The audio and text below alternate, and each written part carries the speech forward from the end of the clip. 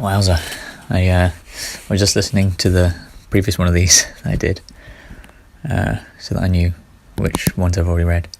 And pretty much entirely inaudible because it was so fucking windy and I didn't cover up the thing with my hand.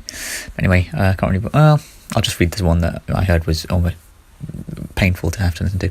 Maybe people like Johann Hari and if I could be so bold, me, are like the canaries in the coal mine, and obviously anyone who is depressed, finding life in its current state unbearable. We're warning those who have not yet succumbed that the current trajectory of our society may not be conducive to our well-being as a species. Something, whatever it may be, should change for all our sakes. Right. My Sherlock's Deer Hunter hat could be two snapback hats on top of one another with the bills facing opposite directions. Need to come up with a witty name for Sherlock and Moriarty. Okay, great, Ollie. Really great that you're doing that. Also on suicide and selfishness. Something you notice about people who tell you not to kill yourself is that they often claim to understand that you don't think your life is worth living, but think it's your responsibility to change your mind and be more grateful. What needs to be learned is that these people who want to kill themselves are telling you their life isn't worth living, and it's important to stress that it's their life. Now, if you want to tell them that they shouldn't, can't, or aren't allowed to kill themselves, the onus is entirely upon you to show them why. If you aren't prepared to do that, then you should not feel warranted to stop them. I think an important obstacle for our society to overcome is for individuals to be happy with less. Wow, Ollie, you're so great. You're such an enigmatic hero. Oh, here's a dark rebuttal to... Oh no, this was rubbish. This was absolutely awful.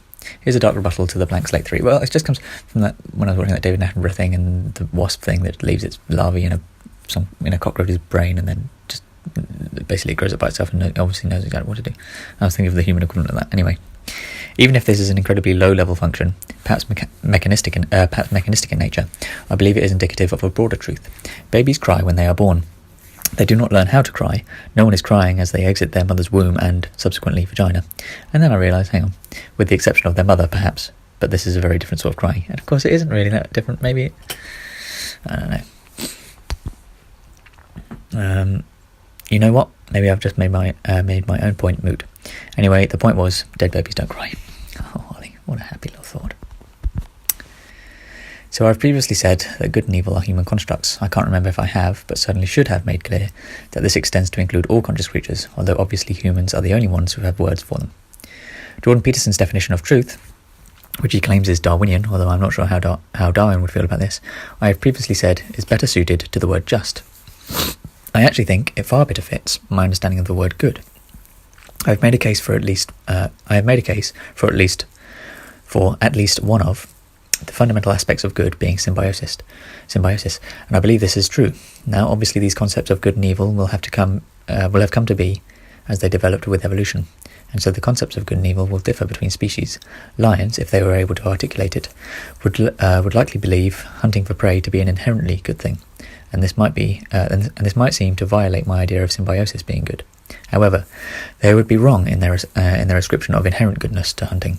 As we know, lions are hunted by humans, and likely the lions would not believe this to be good. In fact, they may come to the conclusion that humans are inherently evil, which would also be wrong. If lions were smart enough, they would recognise the potential of forming symbiotic relationships with humans, where societies cater to lions' needs as well as humans. And if humans were smart enough, they would realise that this same logic should be applied to all conscious creatures. This is the problem with assuming any conscious creature to be inherently evil. It is not helpful to do so, as it closes off almost any possibility of deriving goodness, symbiosis, from that creature.